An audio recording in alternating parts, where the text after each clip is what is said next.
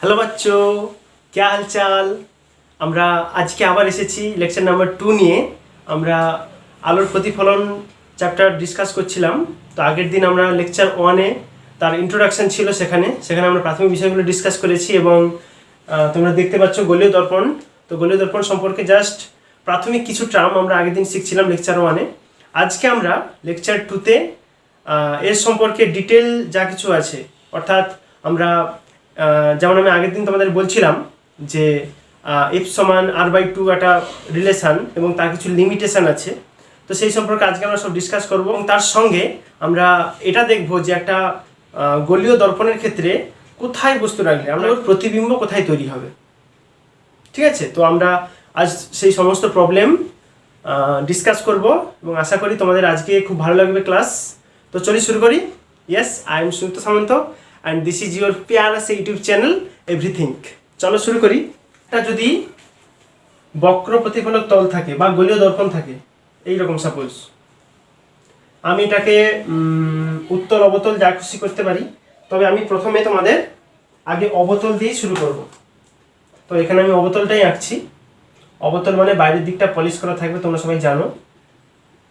এটা একটা প্রধান অক্ষ থাকে এবং প্রধান অক্ষ থাকলে একটা এরকম একটা জায়গাতে এর সেন্টার থাকে, বক্রতা কেন্দ্র। আচ্ছা, এখানে বক্রতা কেন্দ্র, এখানটা পোল থাকে পি। এইভাবে এর আমি যে কোনো একটা জায়গাতে আমি ফোকাস ধরতে পারি। ধরো এখানটা একটা ফোকাস আছে, কোথায় হবে আমি জানি না, জাস্ট রাফলি এটা এঁকে দিলাম ফোকাস এখানটাতে। আমার প্রথম যে কাজ হবে সেটা হলো আমি গোলীয় দর্পণের ক্ষেত্রে ফোকাস দূরত্ব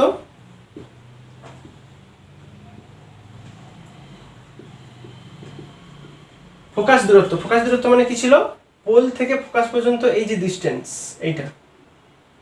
এইটাকে আমরা স্মল এফ দ্বারা লিখি। ফোকাস দূরত্ব তুমি স্মল এফ লিখতে পারো। ঠিক আছে, ওর সঙ্গে বক্রতা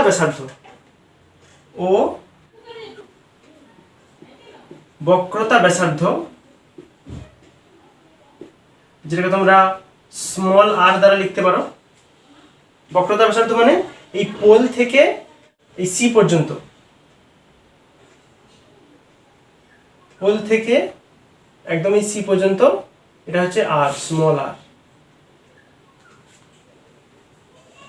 ঠিক আছে, এতটা ছিল ফোকাস দূরত্ব এফ।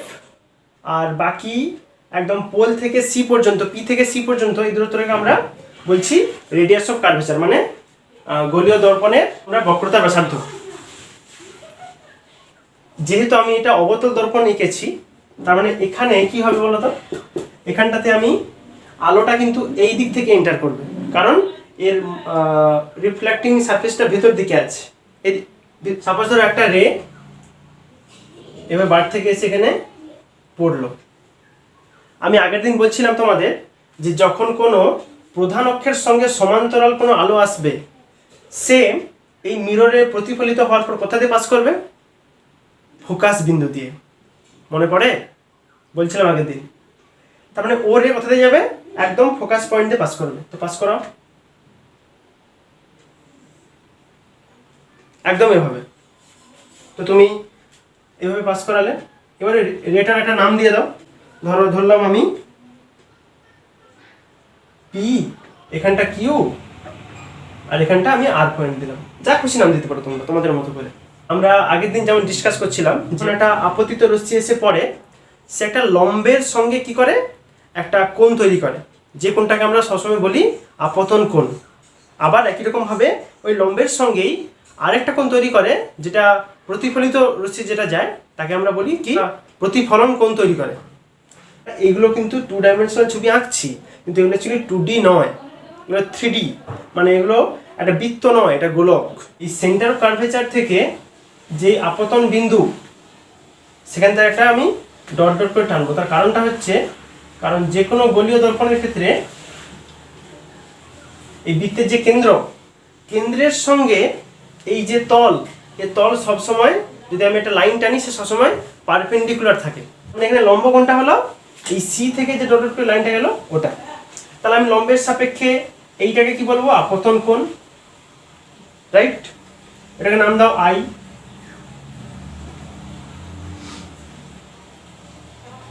আবার মজার বিষয় দেখো, আগের দিন আমি বলছিলাম প্রতিফলনের সূত্রতে, সেখানে বলা হচ্ছিল যে আপতন কোণ এবং প্রতিফলন কোণ পরস্পরের সমান।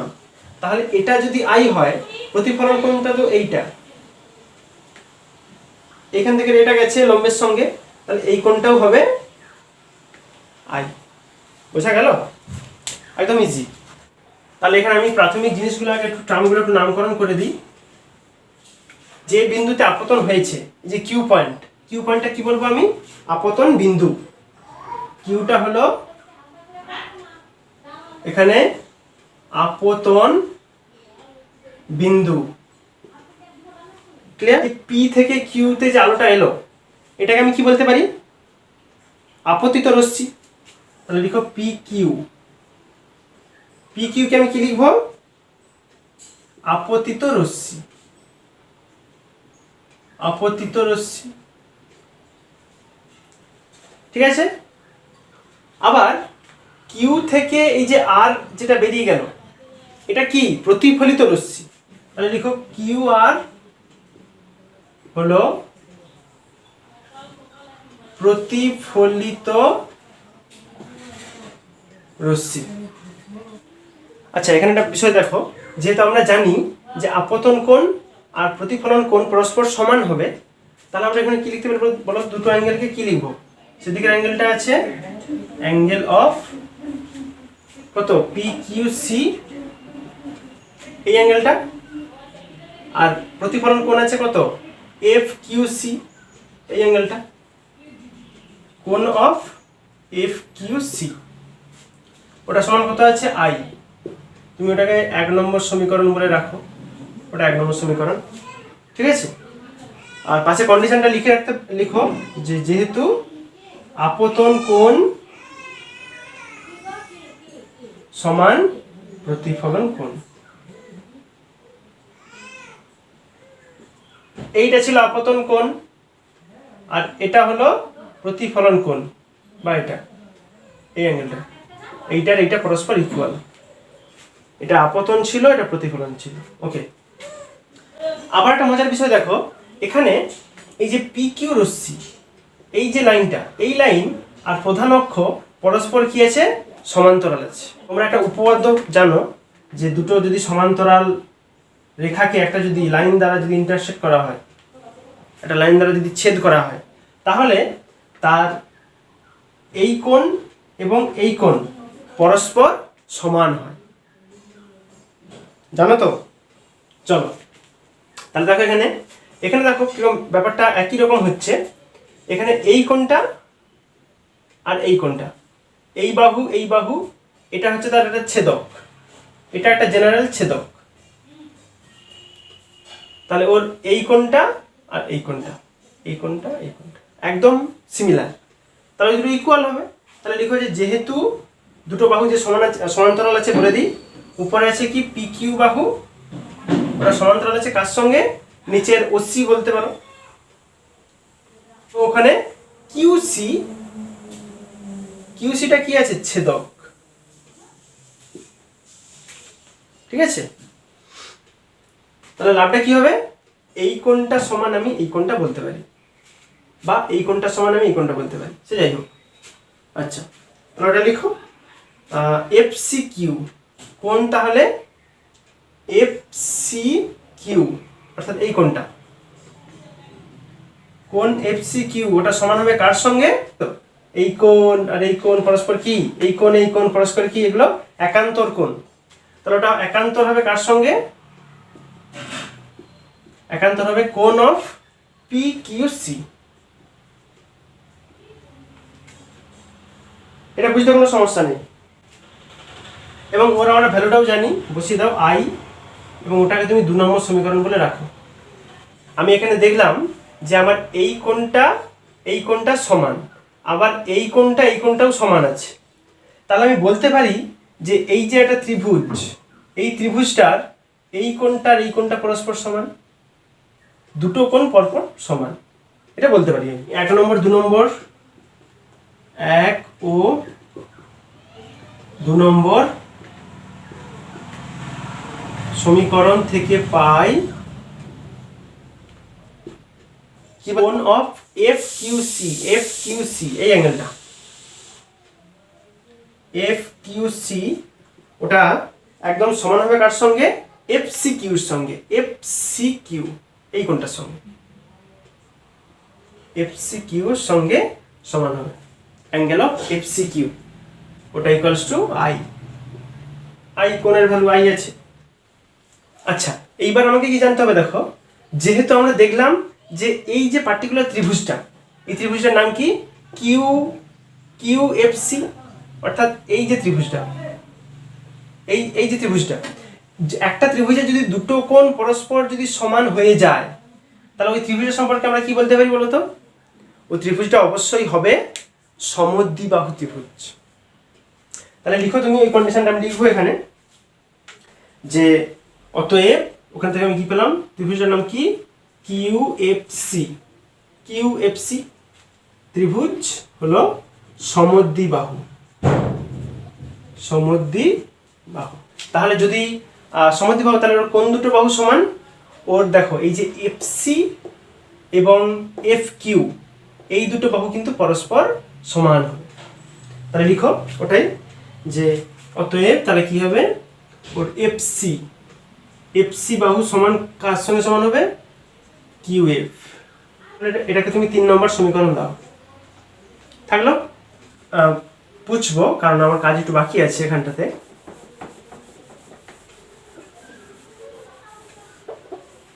আচ্ছা দেখো এখানে একটা বিষয় আছে কি, যেটা আমি তোমাকে বলছিলাম যে যখন আমি ফোকাস দৈর্ঘ্য F এবং বক্রতা ব্যাসার্ধ R বা যে কোনো তোমাদের যখন আমি ক্যালকুলেশনে যাব, সব শেষে আমাকে একটা কেস ধরে উত্তর করতে হবে, একটা পার্টিকুলার কন্ডিশন ধরে আমাকে এগিয়ে যেতে হবে কাজে। যেমন এখানে আমি কি করব, এবার ধরে নেব যে এই যে দর্পণ, এই যে গলীয় দর্পণ, এই গলীয় দর্পণের উন্মেষ হচ্ছে ক্ষুদ্র। উন্মেষ ক্ষুদ্র মানে কি, এখানে আমি যে এত বড় আয়না দেখাচ্ছি, অ্যাকচুয়ালি এত বড় আয়না নয়, ওটা ছোট আয়না। ধরো সাপোজ এখান থেকে এতটা একটা ছোট্ট আয়না, মেবি হতে পারে ছোট আয়না। তো ওর ক্ষেত্রে কি হবে দেখো, যদি ছোট আয়না হয় তাহলে তুমি তো আলো এত উপরে ফেলাতে পারবে না, আলো তোমাকে এই কাছাকাছি কোথাও ফেলাতে হবে। এখান থেকে আলো আসতেছে এইভাবে, এদিক থেকে কোথাও আলো আসছিল, এইভাবে ধরতে হবে।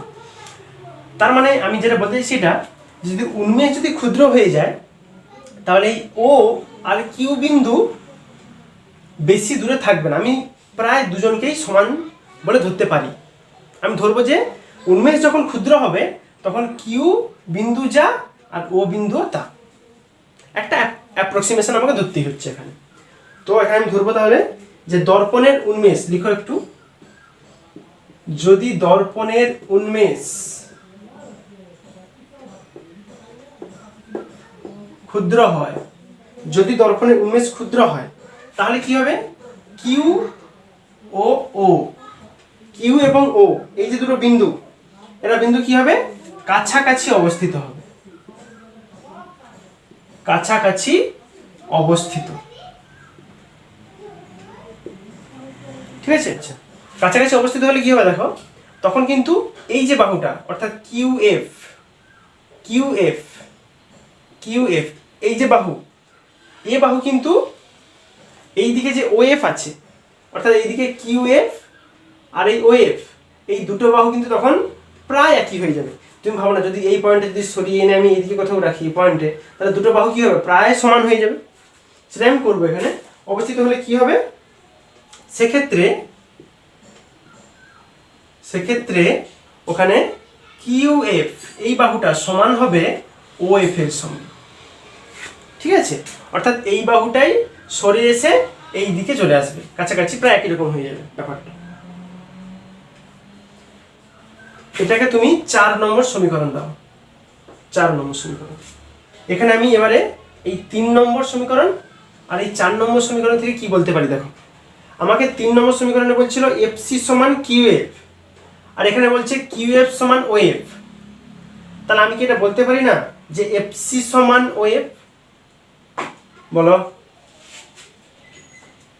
3 নম্বর সমীকরণে এখানে QF আছে আর 4 নম্বর সমীকরণে এখানে QF আছে। তার মানে আমি বলতে পারি এই সমীকরণ, এই লাইনটা আর এই লাইনটা পরস্পর সমান হবে, ওটাই লিখবো আমি। তাহলে লিখবো এখানে 3 নম্বর ও 4 নম্বর সমীকরণ থেকে 3 ও 4 নম্বর সমীকরণ থেকে পাই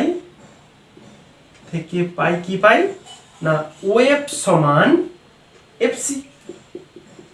তার মানে কি বেরালো দেখো, ডায়াগ্রামে যাও। ওএফ কোনটা ছিল? এই পোল থেকে ফোকাস পর্যন্ত দূরত্ব ওএফ। আর এফসি কোনটা ছিল?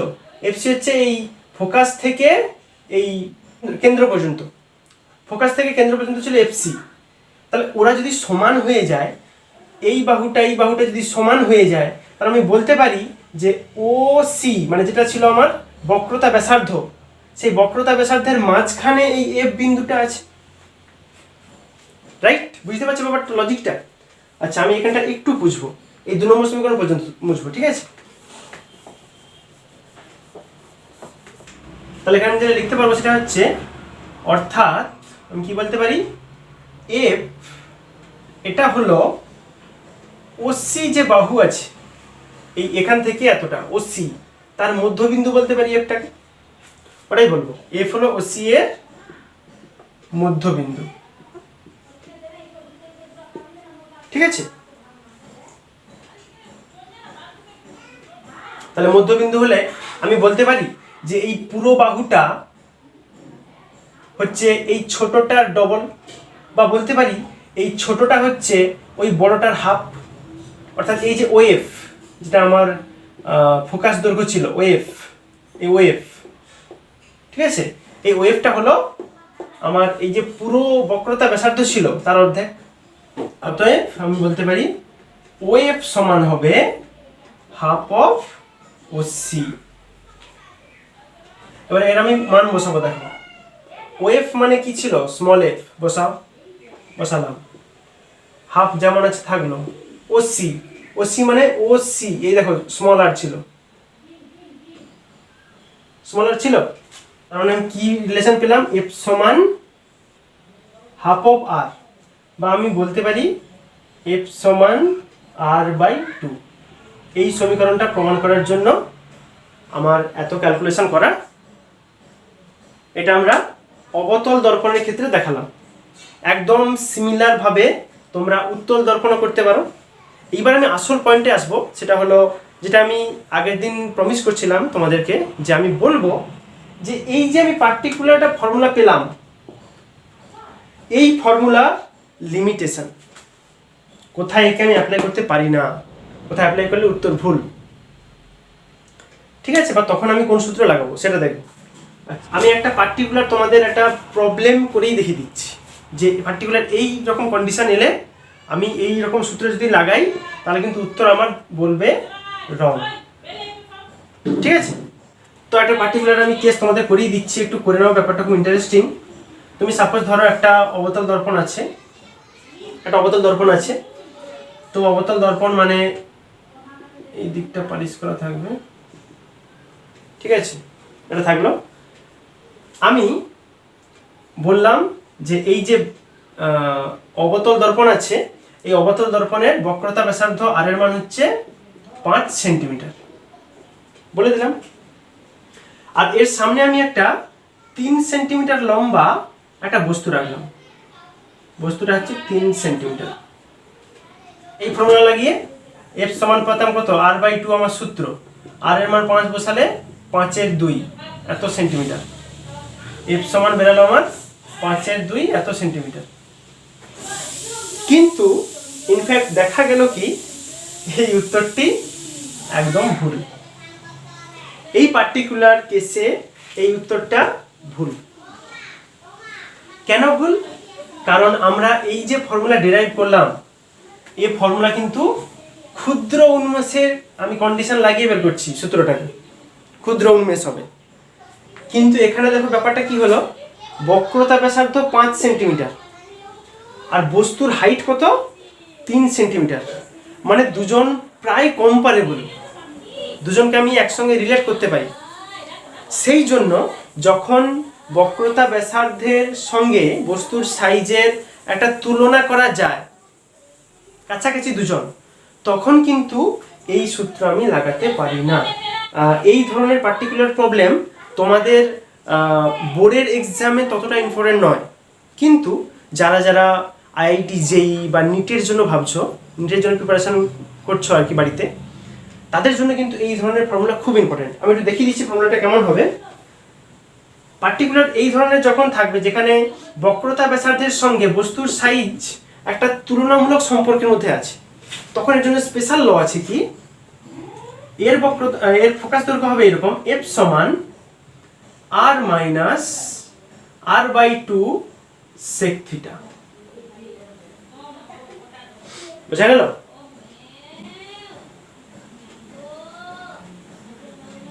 এই থিটা কোথা থেকে পাবে? থিটা পাবে তুমি ওই বক্রতা কেন্দ্র থেকে যদি নর্মাল টানো, সে নর্মালের সঙ্গে যে পরিমাণ অ্যাঙ্গেল করবে থিটা অ্যাঙ্গেল। বোঝা গেল? এর জন্য পার্টিকুলার তোমাকে এই সূত্র লাগিয়ে কাজ করতে হবে। এফ সমান আর minus r/2 sec theta. Clear? আমি এই ফর্মুলা থেকে পরিষ্কার কি বলতে পারি বলো তো? যেখানে আমি বলতে পারি ফার্স্ট পয়েন্ট না, দর্পণের ফোকাস দৈর্ঘ্য এফ সেটা শুধুমাত্র বক্রতা ব্যাসার্ধ আর এর উপর নির্ভরশীল। বোঝা গেল? তাহলে লিখো 1 নম্বর যে দর্পণের ফোকাস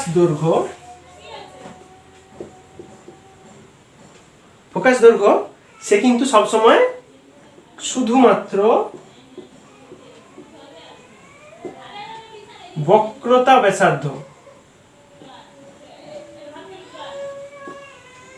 মানে যেটা আর ব্যাসার্ধে এর উপর নির্ভরশীল।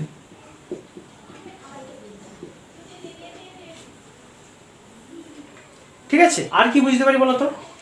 গোলীয় দর্পণের ফোকাস দৈর্ঘ্য এফ সে কিন্তু মাধ্যমের প্রকৃতির উপর নির্ভর করে না। মানে আমি একটা দর্পণকে এমনি বাতাসে রাখছি না তাকে জলে ডুবিয়ে দিলাম, তার উপর কিন্তু এই ফোকাস দৈর্ঘ্যের কোনো পরিবর্তন আসবে না। মাধ্যমের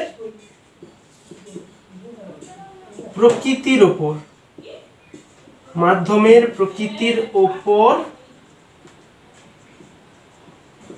নির্ভর করে না। তাই তুমি পরিষ্কারভাবে বলতে পারো, তাই জলে ডোবালেও এই ফোকাস দৈর্ঘ্য এফ তার কোনো পরিবর্তন হবে না। তাই দর্পণকে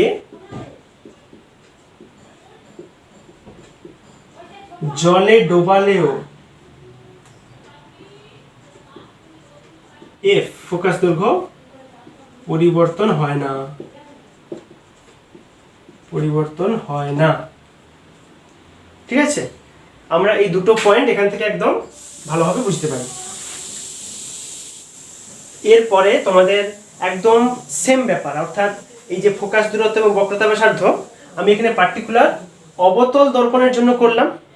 তোমরা বাড়িতে উত্তল দর্পণটা একটু দেখো, বুঝতে পারো কিনা। যদি না পারো আমাকে কমেন্টে জানাও, তাহলে আমি নেক্সট ভিডিওতে এটা করে দেবো। এইবার আমি তোমাদের কাছে যেটা ডিসকাস করব সেটা হলো একটা উত্তল দর্পণ বা অবতল দর্পণ, তার ক্ষেত্রে প্রতিবিম্ব কোথায় কোথায় গঠিত হবে এবং প্রতিবিম্বের প্রকৃতি কেমন হবে, সাইজ ছোট হবে না বড় হবে, সেই সমস্ত প্রপার্টি সম্পর্কে আলোচনা করবো। ঠিক আছে? তো চলো হেডিং লাগাও। এবারে প্রথম আমরা উত্তল দর্পণটাকে করবো, তারপর অবতলে যাব। প্রথমে হেডিং লাগাও, উত্তল দর্পণ কর্তৃক প্রতিবিম্ব গঠন। ঠিক আছে? উত্তল দর্পণ দ্বারা আমরা কিভাবে প্রতিবিম্ব তৈরি করব। তো একটা সিম্পলি তুমি একটা উত্তল দর্পণ আঁকো। আমি এখানটা আঁকছি এইভাবে। এটা একটা উত্তল দর্পণ, তুমি একটা প্রধান অক্ষ করো, আর এখানটা তুমি একটা বক্রতা কেন্দ্র ভাবতে পারো সি, এখানটাতে ফোকাস আছে এফ, আর ওর সামনে একটা ধরো বস্তু রাখা আছে, এইভাবে। ঠিক আছে? তাহলে কি হবে বলতো? এটা উত্তল দর্পণ মানে ভিতর দিকটা পালিশ করা, বাইরের দিকটা একবার চকচকে মসৃণ থাকবে। এইভাবে থাকবে, আলোক রোধ সেদিক থেকে ওদিকে যাবে। তো আলোর রশ্মি পাঠাও, এখান থেকে আলোর রশ্মি যাবে গিয়ে মিররের উপর পড়লো, পরে কি হবে, রিফ্লেক্ট করে বাইরের দিকে বেরিয়ে যাবে, রিফ্লেক্ট করে বাইরের দিকে বেরিয়ে যাবে, এই দিকে গেল করে এই দিকে রিফ্লেক্ট করে বাইরে বেরিয়ে গেল। ঠিক আছে, আরেকটা রে কিন্তু আমি যেটা করবো আমার সুবিধার জন্য, এখান থেকে একদম বক্রতা কেন্দ্র পর্যন্ত এইভাবে টানবো, এখান থেকে বক্রতা কেন্দ্র পর্যন্ত। এবার উত্তল দর্পণের ক্ষেত্রে কি হয়, আমি আগের দিন বলছিলাম যে ক্ষেত্রে রশ্মিগুলো যেন অপসৃত হচ্ছে বলে মনে হয়, মানে এই যেখান থেকে বেরিয়ে গেল ওর পিছন দিকে একটা ডট ডট করে ফোকাস বিন্দু পর্যন্ত যাবে। ঠিক আছে, এইভাবে। আচ্ছা, এবারে মিররটার একটা নাম দিতে পারো তুমি যা খুশি, ধরো মিররটার নাম দিলাম এম এম প্রাইম, তার পোল হচ্ছে তুমি দাও ও, এখানটা পোল আছে ও, এটা সিএফ দেওয়া আছে, এখানটা যে বস্তু আছে বস্তুর নাম দাও, বস্তুর নাম হচ্ছে পি কিউ। আচ্ছা, যেখান থেকে আলোর রশ্মিটা পড়লো এখানে এই পয়েন্টের নাম দাও এ, আর এই যে পয়েন্টটা অর্থাৎ এই বস্তুর উপর থেকে সি পর্যন্ত আমি এই পয়েন্টটার নাম দিলাম, এটা সাপোজ বি, যা খুশি দিতে পারো, আমি বি দিলাম। আচ্ছা, তাহলে এর প্রতিবিম্ব কোথায় তৈরি হবে বলো তো? এর প্রতিবিম্ব কিন্তু তৈরি হবে যেখানটাতে আমার এই যে রেডিয়াস অফ কার্ভেচার মানে বক্রতা কেন্দ্র বরাবর যে রশ্মি এবং এই ফোকাস দৈর্ঘ্য বরাবর যেটা কাল্পনিক রশ্মি যেখানটাতে মিট করলো, অর্থাৎ পার্টিকুলার এই যে পয়েন্টটা, ওই পয়েন্টটাতেই কিন্তু আমি আমার প্রতিবিম্বটাকে দেখতে পাবো। তো এখানটাতে আমার প্রতিবিম্ব তৈরি হবে এইভাবে, এখানে আমার এইভাবে প্রতিবিম্বটা তৈরি হবে। প্রতিবিম্ব বস্তু ছিল বড় হাতের পি কিউ, তুমি চাইলে প্রতিবিম্বের নাম দিতে পারো small Q R small P, small Q. ঠিক আছে, এইভাবে। তাহলে এখানে এই ছবি দেখে কি বোঝা যায় বলতো, যে বস্তুর সাইজ বড় হলেও, বস্তুর সাইজ দেখো একটা বড়, কিন্তু প্রতিবিম্বের সাইজ কি হয়ে গেছে, একবারে ছোট্ট। তার মানে এটা উত্তল দর্পণের একটা বৈশিষ্ট্য কি, তুমি যদি উত্তল দর্পণের সামনে কোনো বস্তু রাখো, সব সময় তার প্রতিচ্ছবি, তার প্রতিবিম্ব সব সময় সাইজে ছোট হবে। সব সময় তুমি যেখানে খুশি বস্তু রাখতে পারো, তুমি ফোকাসে রাখো, ফোকাসের বাইরে নিয়ে যাও, যেখানে খুশি রাখো, কিন্তু মানে প্রতিবিম্বের সাইজ সব সময় বস্তু সাইজের থেকে ছোট হবে সব সময়।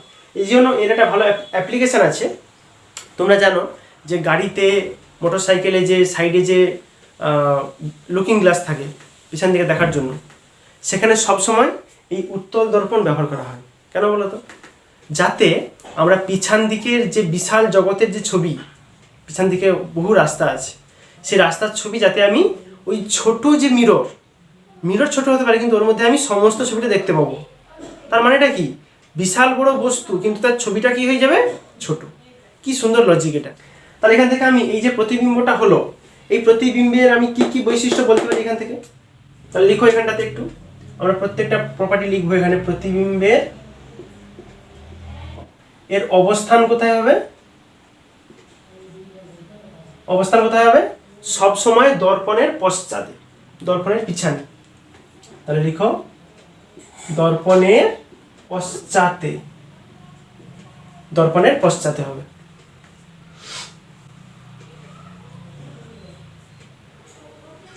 আচ্ছা, এর আকৃতি কেমন তোমরাই বলো, আকৃতি কেমন, ক্ষুদ্র, ছোট, বস্তু ছিল অনেকটা বড় কিন্তু প্রতিবিম্ব হয়ে গেছে ছোট। তাহলে এর আকৃতি কেমন বলবো আমি, বস্তু অপেক্ষা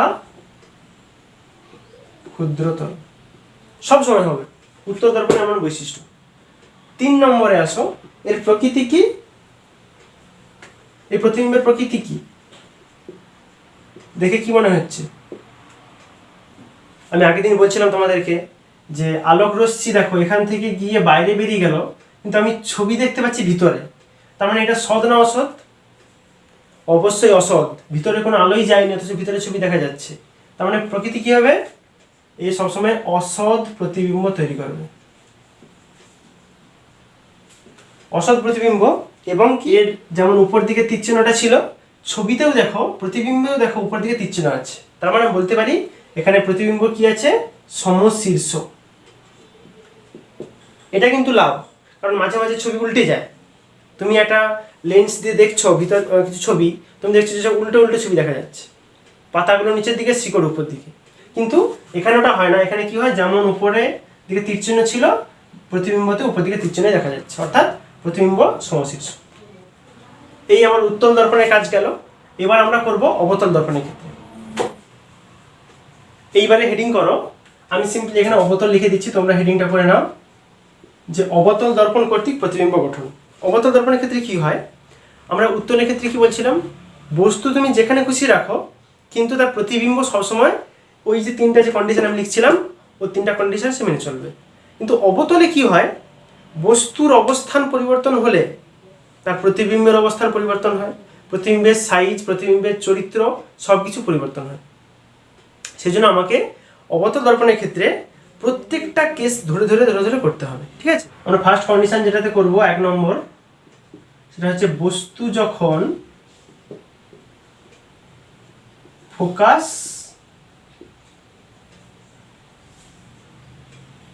ফোকাস ও মেরুর মধ্যে অবস্থিত।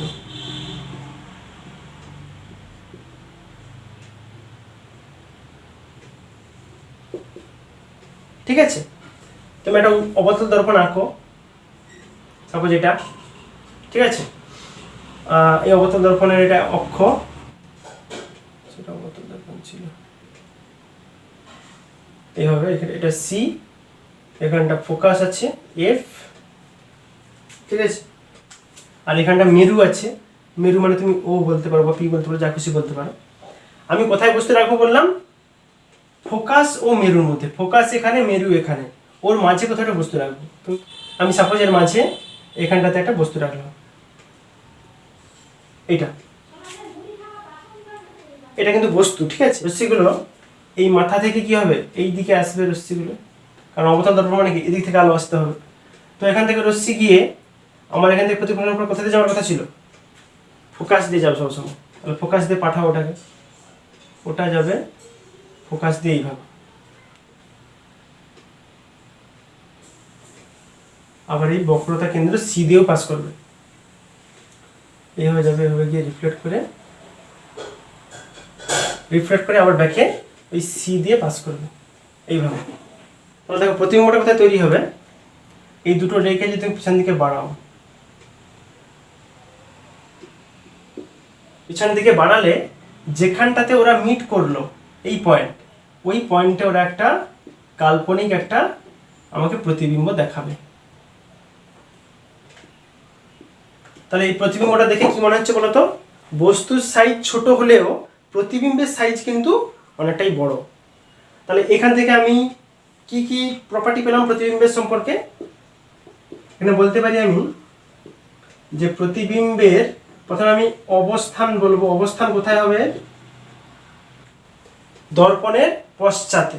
বস্তু ছিল এখানটাতে, আর প্রতিবিম্ব হচ্ছে আয়নার এই দিকটাতে। তাহলে লিখো অবস্থান কোথায় হবে না, দর্পণের পশ্চাতে, ঠিক আছে। অবস্থান গেল। আকৃতি কেমন হবে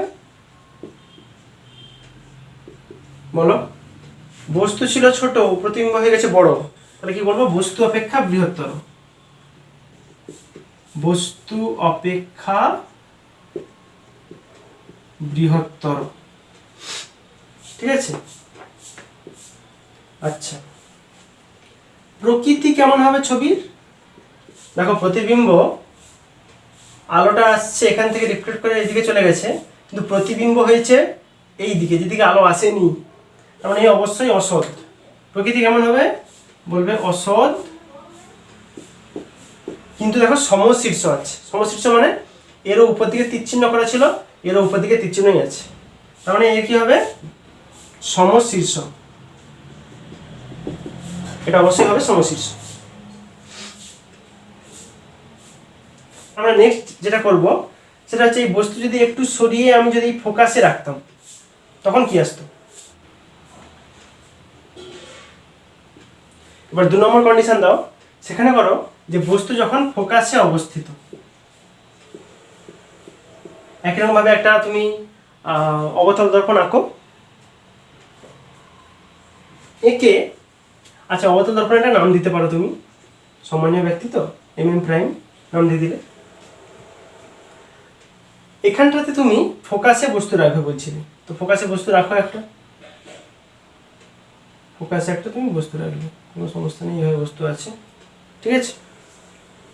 তো আমার নিয়ম কি ছিল, যে এখান থেকে এই দিকে আলো আসবে, তার মানে এখান থেকে আলো এসে আমার এই মিররের উপর পড়লো, পড়ে কি হবে, ও ফোকাস দিয়ে পাস করবে, তোকে ফোকাস দিয়ে পাস করাও,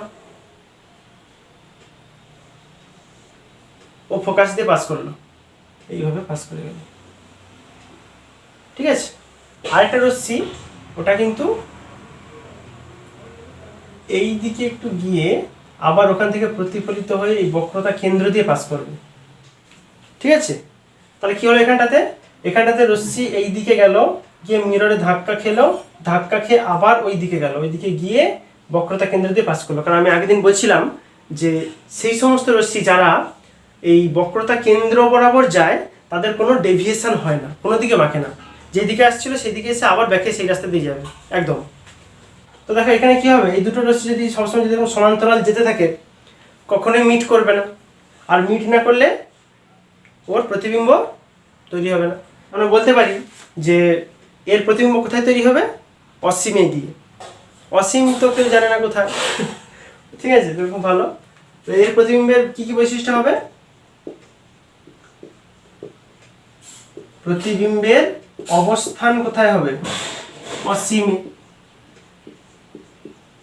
কারণ কোথায় হবে কেউ জানে না, ঠিক আছে, অসীমে গঠিত হবে।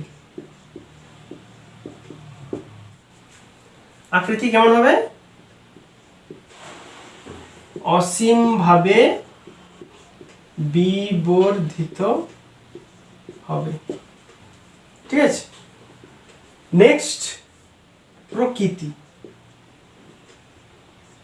এর প্রকৃতি কেমন হবে, দেখো এর প্রতিবিম্ব কেমন হবে, একটা জিনিস কিন্তু পরিষ্কার, সেটা দেখো, এর একটা জিনিস পরিষ্কার যে ছবি কখনোই এই পেছন দিকে আয়নার হওয়ার কোনো চান্স নেই, যা হলে ওই যেই দিকে বস্তু আছে ওই দিকেই ছবি তৈরি হবে। তার মানে এর প্রতিবিম্ব কেমন হবে, সৎ প্রতিবিম্ব।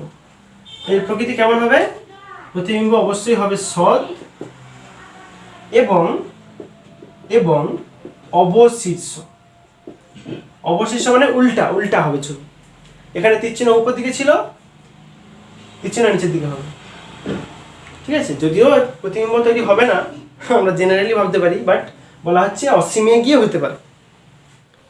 তো চলো এবার আমরা শুরু করব কেস নাম্বার 3, 3 নম্বর হেডিং দাও, যখন বস্তু ফোকাস ও বক্রতা কেন্দ্র, বক্রতা কেন্দ্রের মধ্যে অবস্থিত। বক্রতা কেন্দ্র কোনটা ছিল, এটা ছিল বক্রতা কেন্দ্র C, এটা ছিল ফোকাস F। ওর মাঝে যদি কোথাও বস্তু থাকে তখন কি হবে, তো তুমি ওর মাঝে যে কোনো জায়গায় একটা বস্তু ধরে নাও, আমি ধরলাম এখানটাতে একটা বস্তু রাখছি আমি এভাবে, ঠিক আছে। তো আমার নিয়ম কি ছিল, যে একটা অবতল দর্পণ মানে এদিক থেকে আলোগুলো আসবে, তো এখান থেকে আলো এসে এভাবে পড়লো, এখানটাতে পড়লো, এভাবে পড়ে ও ফোকাস দিয়ে পাস করবে, এভাবে ফোকাস দিয়ে পাস করবে, এভাবে ফোকাস দিয়েও পাস করলো, এভাবে। আচ্ছা, আরেকটারে আমি কি বলছিলাম, আরেকটারে সবসময় এই বস্তুর এই ওপর থেকে গিয়ে এই মিররে পড়বে, মিররে পড়ে এইভাবে পাস করবে,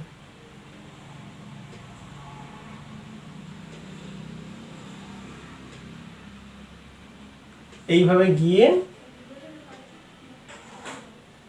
আরেকটারে এখান থেকে এইদিকে যাবে, গিয়ে মিররে রিফ্লেক্ট করবে, করে আবার ব্যাকে এইদিকে যাবে, গিয়ে এই দুটোরে যেখানটাতে মিট করবে, ধরো এখানটাতে মিট করলো, তাহলে বস্তুটা তৈরি হবে ওখানটাতে, আর বিশাল বড় সাইজের বস্তু তৈরি হবে।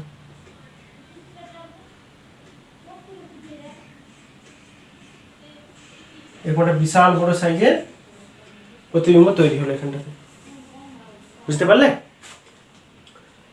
তুমি বস্তুর নাম দাও, PQ, আর প্রতিবিম্বের নাম দাও দেখো মাথার তীর চিহ্নের দিকটা ছিল পি, এটা নিচের দিকে হয়ে গেছে, ওটা তুমি স্মল পি দাও, আর এদিকটা ছিল কিউ, এটা স্মল কিউ দাও।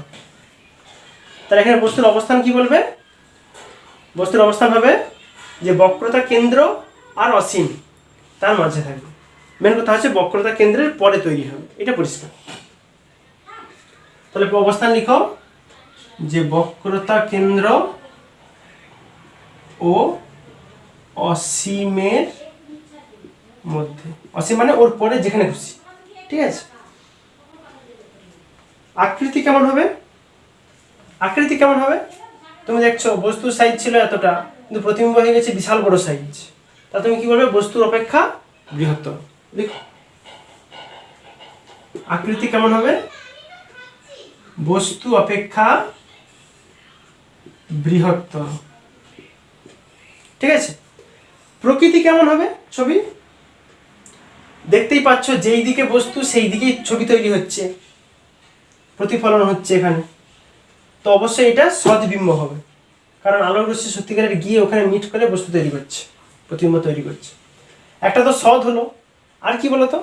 অবশীর্ষ। দেখো ছবি উল্টে গেছে, এখানে তীর চিহ্ন উপর দিকে ছিল, এখানে তীর চিহ্ন নিচের দিকে হয়ে গেছে। তার মানে কি হবে? প্রকৃতি কেমন হবে? এটা বস্তু সদ হবে ঠিক আছে, কিন্তু এটা হবে অবশীর্ষ, শীর্ষ উল্টে গেছে, ঠিক আছে। এটা হচ্ছে ব্যাপার। এইবার আমরা যেটা করবো 4 নম্বর কেস, 4 নম্বর কেসে হেডিং, যেখানে আমরা বলবো যে বস্তু যখন বক্রতা কেন্দ্রে অবস্থিত, বস্তু যখন বক্রতা কেন্দ্রে অবস্থিত, বক্রতা কেন্দ্র মানে সি, তুমি এখানটাতে বস্তুটা দাঁড় করে দাও, এইভাবে একটা বস্তু দাঁড়িয়ে গেল। আমার নিয়ম কি ছিল?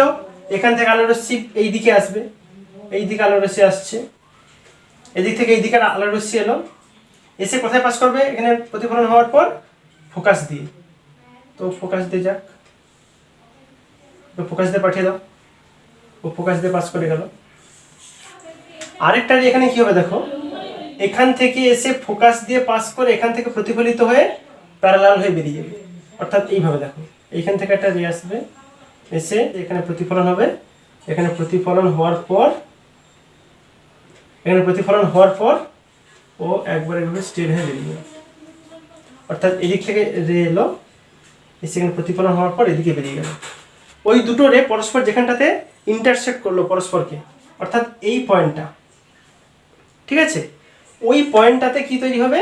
একটা প্রতিবিম্ব তৈরি হবে এইভাবে, এবং সেটা হবে উল্টো দিকে। এইটা ছিল বস্তু, বস্তুর নাম দিয়ে দাও পি কিউ, আর এটা প্রতিবিম্ব আছে, এর তীর চিহ্ন দিকে কি ছিল? পি ছিল, এটা হবে স্মল পি, আর পিছন দিকে ছিল কিউ, এটা স্মল কিউ। এখান থেকে একটা জিনিস কি বুঝে যায় বলো তো? এখানে বস্তু যেখানটাতে তৈরি হয়েছে, প্রতিবিম্ব ঠিক তার উল্টোতে তৈরি হয়েছে। দেখতেই পাচ্ছ, বস্তু তৈরি হলো উপর দিকটা, রাখছি আমি উপর দিকটাতে, তার প্রতিবিম্ব হচ্ছে ঠিক তার উল্টো দিকে, নিচের দিকে হয়ে গেছে। তাহলে এর অবস্থান আমি কোথায় বলবো? অবস্থান কোথায় হবে? বক্রতা কেন্দ্রেই তৈরি হবে প্রতিবিম্ব, ঠিক আছে। কোথায় হবে? বক্রতা কেন্দ্রে, বা তুমি বলতে পারো সিতে, বা বলতে পারো 2f দূরত্বে, যা খুশি।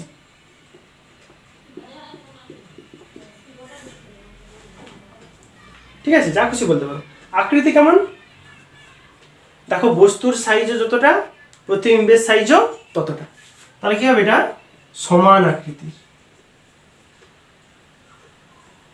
এটা সমান হবে, আকৃতি সমান। প্রকৃতি কেমন? প্রকৃতি আয়নার ওই দিকেই বস্তু ছিল, ওই দিকেই ছবি তৈরি হয়েছে, তার মানে অবশ্যই বস্তু হবে সৎ, সে বিষয়ে কোনো সন্দেহ নেই, কিন্তু ছবিটা উল্টে গেছে, তার জন্য হবে অবশীর্ষ, রাইট। তো এবার আমরা 5 নম্বর কন্ডিশনে যাব। 5 নম্বর কন্ডিশন, যখন বস্তু বক্রতা কেন্দ্র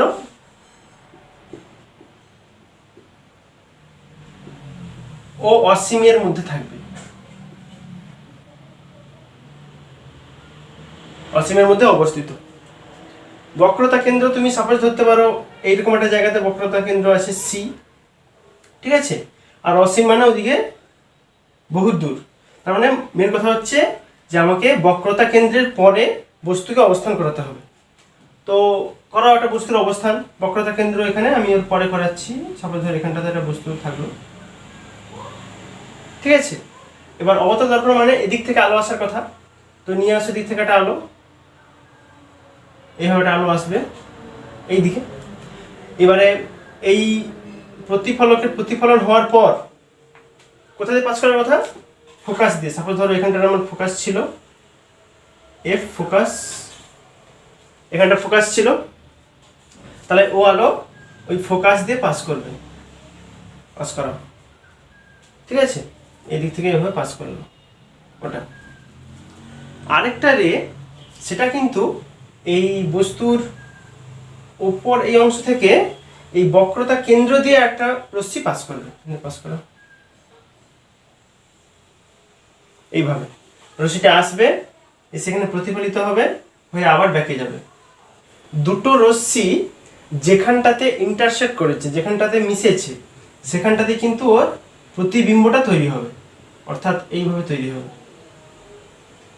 উল্টো দিকে তৈরি হবে এইভাবে। কেন হলো বলো তো? কারণ দেখো, এই রশ্মিগুলো কিন্তু বস্তুর ওপর দিক থেকে আসছিল। আমি এগুলো সিঙ্গেল ডায়াগ্রাম দেখাচ্ছি, এগুলো তো সিঙ্গেল ভাবে আসছে না, এগুলো পুরো ফুল বডি থেকে আলো আলো আসছে। দেখো উপরের অংশটা কিন্তু নিচে ইন্টারসেক্ট করেছে, তার মানে উপরের অংশটা এখানে নিচে নেমে যাবে। তো তুমি এটার নাম দিতে পারো, বস্তুর নাম দাও। আচ্ছা, এটা পি, এটা কিউ, আর যেহেতু উপর দিকটা পি আছে তাই এটা হবে স্মল পি, আর এটা হবে কিউ। বোঝা গেল? এই হচ্ছে ব্যাপার। তাহলে এখান থেকে আমরা প্রতিবিম্বের অবস্থান কি বলবো? প্রতিবিম্বের অবস্থান কোথায় হবে?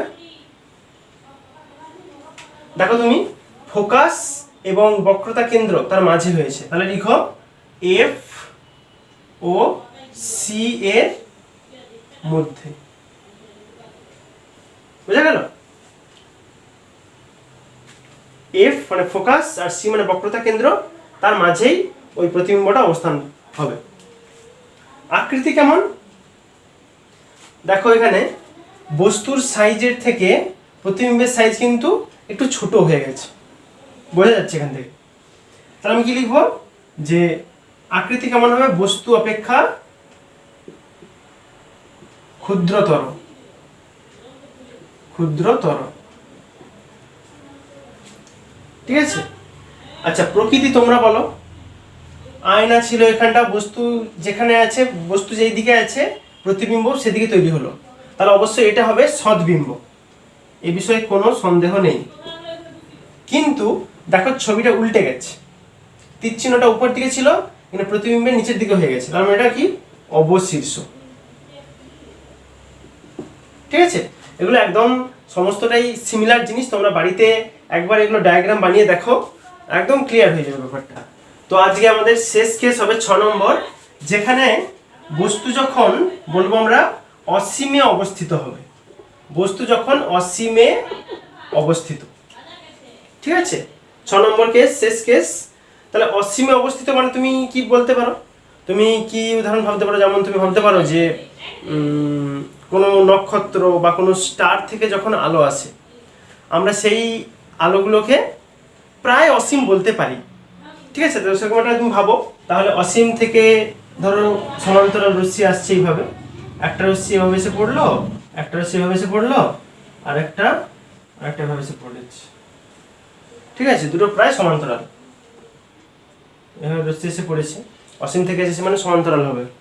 আচ্ছা, তো ওরা এখান থেকে প্রতিফলিত হয়ে কোথা দিয়ে যাবে? প্রতিফলিত হয়ে ধর এ পাস করলে এভাবে, এভাবে এসে এভাবে পাস করলো, এখানটা ফোকাস ছিল এফ, কারেন্ট রশ্মি এইভাবে এসে এইভাবে পাস করে যাবে, এই ডাটা পাস করবে,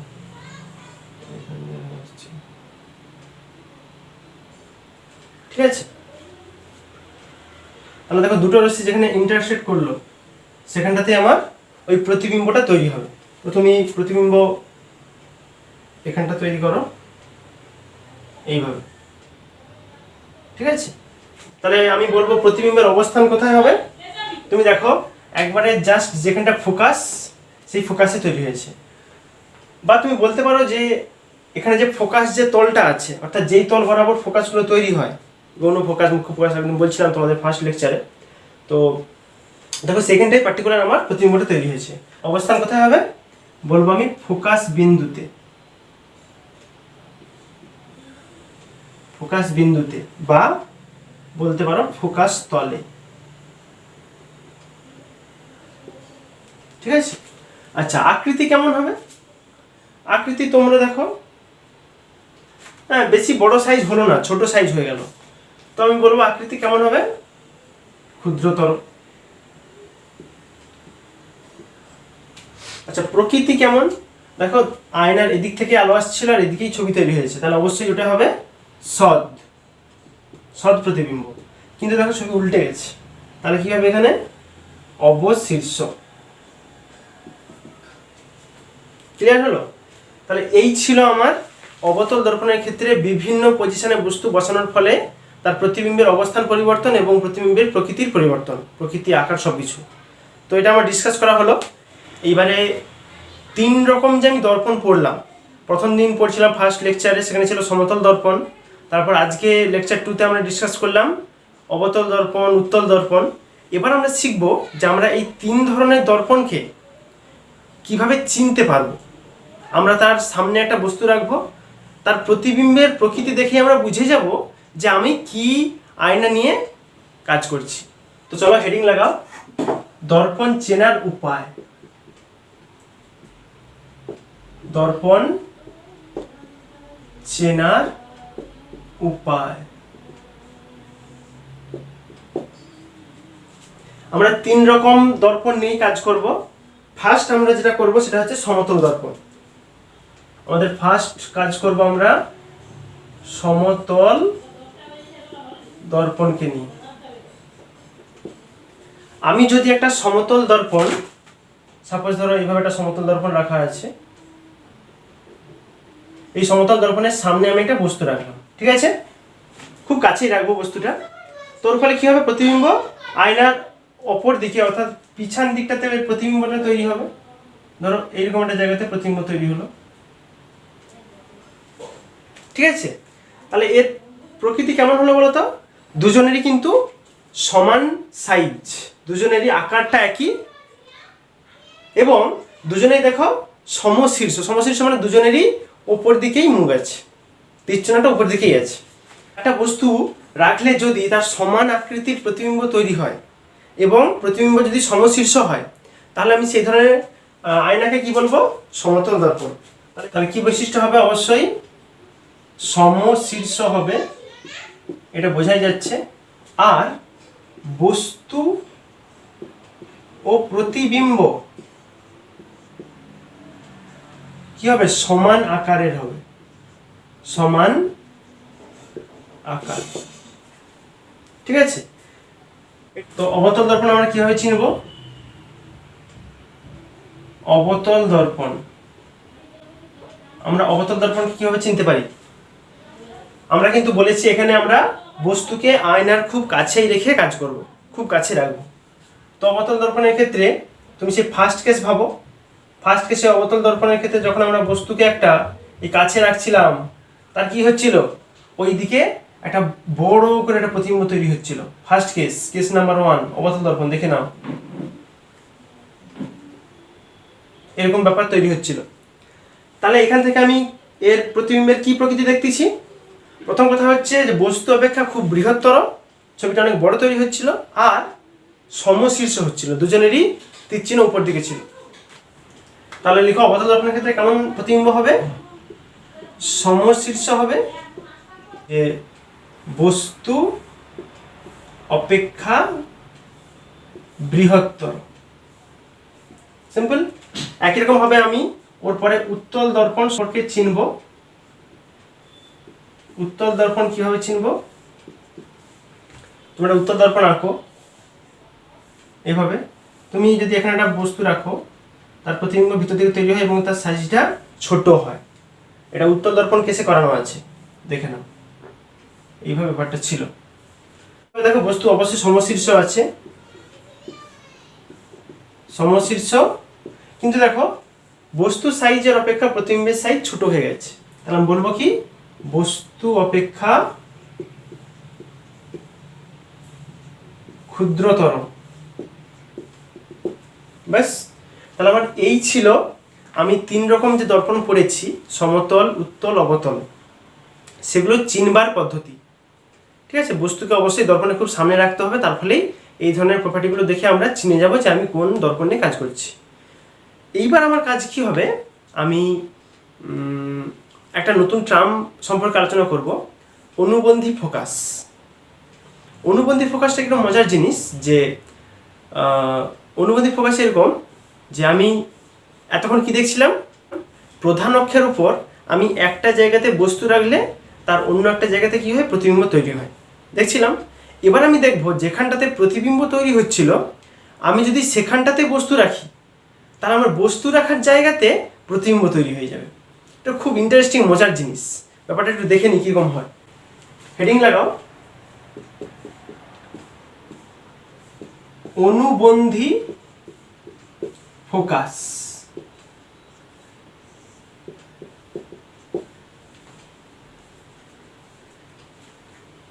তুমি সাপোজ ধরো একটা যে কোনো মিরর এভাবে রাখা আছে, এটা প্রধান অক্ষ ছিল, আমি এখানটাতে একটা বস্তু রাখছি, এই বিন্দুতে।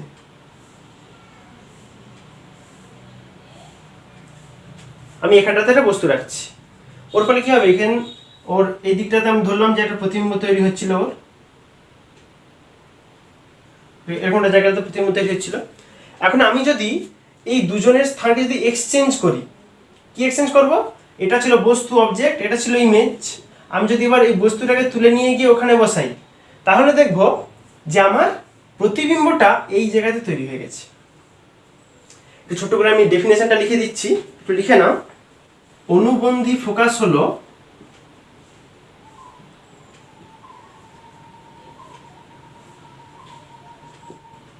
দর্পণের প্রধান অক্ষস্থিত এমন দুটি বিন্দু কি বলবে না, যার একটাতে বস্তু রাখলে অন্যটাতে তার প্রতিবিম্ব তৈরি হয়। একবার সুন্দর রিলেশন, যার যে কোনো একটিতে বস্তু রাখলে অপরটিতে প্রতিবিম্ব তৈরি হয়। তাহলে তুমি সহজভাবে কি বলতে পারো বলো তো, একটা পার্টিকুলার কেসের ক্ষেত্রে বস্তুর অবস্থান আর তার প্রতিবিম্বের অবস্থানকে পরস্পরকে আমি বলতে পারি অনুবন্ধী ফোকাস। একটু লিখে নাও, তাহলে এটা কি বোঝাচ্ছে, ইমপ্লাইজ দ্যাট যে বস্তুর অবস্থান ও প্রতিবিম্বের অবস্থানকে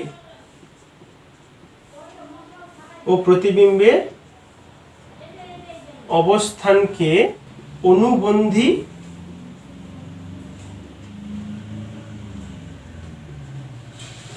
ফোকাস বলে। এবার আমরা যেটা শিখবো সেটা হলো চিহ্নের নিয়ম। কি চিহ্ন, অর্থাৎ আমরা একটা মিরর থেকে কতটা দূরে বস্তু রাখছি, অর্থাৎ বস্তু দূরত্ব এবং প্রতিবিম্ব দূরত্ব, তার কখন কেমন সাইন হবে, কখনো দেখবো প্লাস হচ্ছে, কখনো মাইনাস হচ্ছে, এবং কিভাবে প্লাস ধরবো কিভাবে মাইনাস ধরবো, তার একটা সুন্দর লজিক আমরা আজকে শিখবো, এবং এটা মনে রাখার একটা খুব সুন্দর শর্টকাট উপায় আছে, তো সেটা আমরা আজকে ডিসকাস করবো। তাহলে সবাই হেডিং লাগাও, গোলীয় দর্পণে চিহ্নের নিয়ম।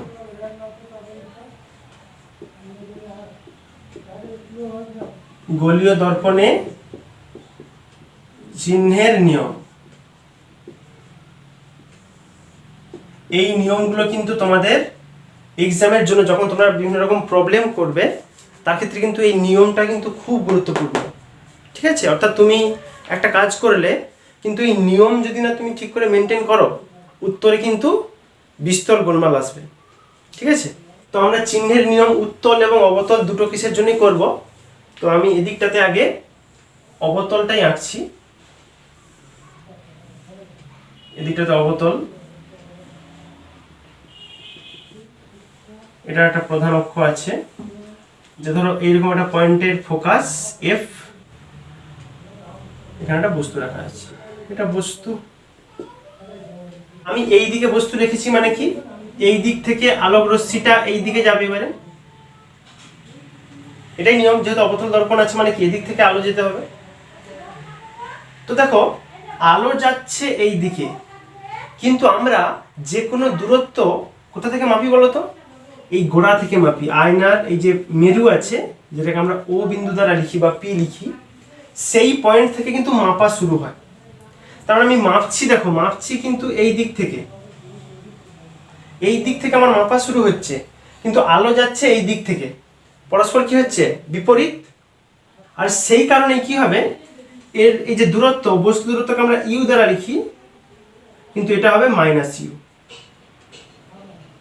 কারণটা কি, কারণ আমি আলো পাঠাচ্ছি এই দিক বরাবর প্লাস এক্স অ্যাক্সিস, কিন্তু মাপছি আমি মাইনাস এক্স অ্যাক্সিস বরাবর, উল্টো দিকে, সেজন্য এটা মাইনাস ইউ হল।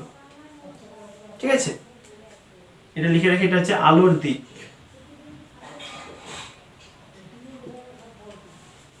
একই রকম ভাবে তুমি ফোকাসটা করো, আমরা ফোকাস দূরত্ব এফ দ্বারা লিখতে অভ্যস্ত, স্মল এফ, কিন্তু এখানে মাপছি আমি কোথা থেকে, এখান থেকে মাপছি, কিন্তু আলো যাচ্ছে এদিক থেকে, তাহলে এও হবে মাইনাস এফ।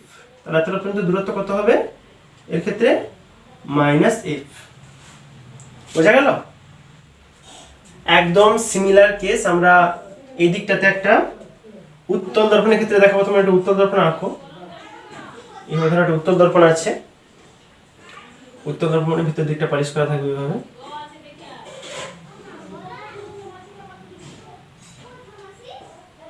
এইটা একটা প্রধান অক্ষ, আমি প্রধান অক্ষের সামনে একটা বস্তু রাখছি এইভাবে।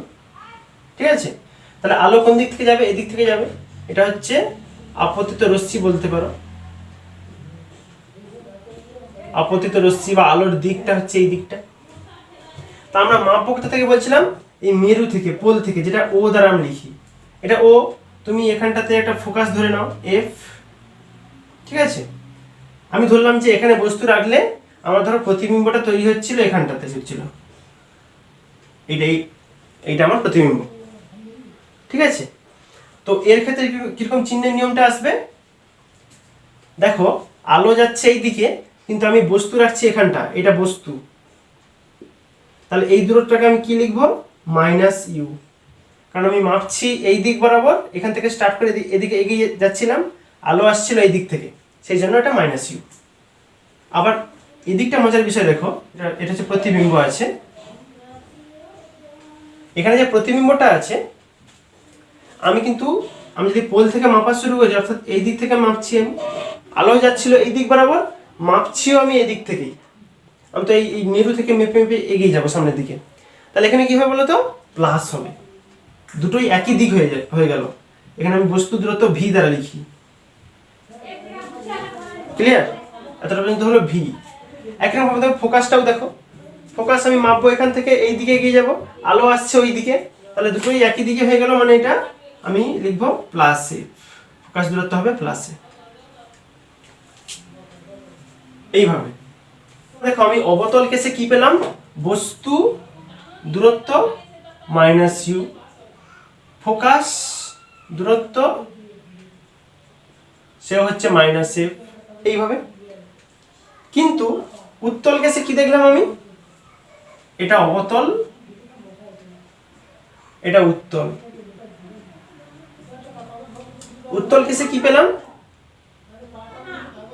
বস্তু মাইনাস ইউ, ঠিক আছে, কিন্তু ফোকাস কিসে বেরালো, ফোকাস কিন্তু বেরিয়েছে প্লাসে, প্লাসে বেরিয়েছে। প্রতিবিম্ব কি বেরিয়েছে, প্রতিবিম্ব কিন্তু প্লাস ভি বেরিয়েছে। ঠিক আছে, আর এই অবতল কেসে বস্তু কিন্তু বিভিন্ন রকম পজিশনের জন্য চেঞ্জ হবে, যেটা আমি আগে ডিসকাস করছিলাম সেটা। দেখো এখান থেকে একটা জিনিস পরিষ্কার, যে দুটোই যদি একই দিকে যায়, আলো যেই দিকে যাচ্ছে আমি সেই দিক বরাবরই মাপতেছি, তাহলে কিন্তু আমার মেজারমেন্টের ভ্যালু হবে প্লাস। আর যদি এমনটা হয় যে আমি আলো পাঠাচ্ছি এই দিক বরাবর, কিন্তু মাপছি এই দিক থেকে, তাহলে কিন্তু মেজারমেন্টের ভ্যালু পাবো -a।